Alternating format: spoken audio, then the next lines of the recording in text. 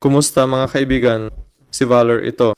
Ngayon, ipapakita ko kung paano i-download at i-install ang Office package kasama ang Excel, Word at iba pang Microsoft programs. Pumunta sa Start, buksan ang Microsoft Store. Hanapin ang Microsoft 365 dito. Ayan, kailangan natin ang file o application. I-click ang buksan para magamit ang Office apps ng libre sa browser. Paalala, ito'y libre lang, trial period. Ang mga pangunahing programa ay may bayad para ma-download sa computer. Ayun.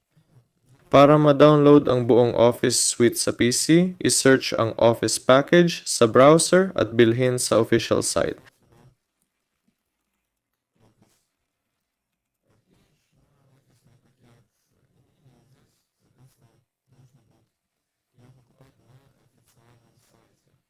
Nandito o sa mismong Office? Oo. Sa Microsoft Store, may personal subscription at programs.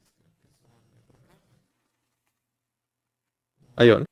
Dito makikita ang mga programs: Word, Excel, PowerPoint, Outlook, OneDrive, ATBP.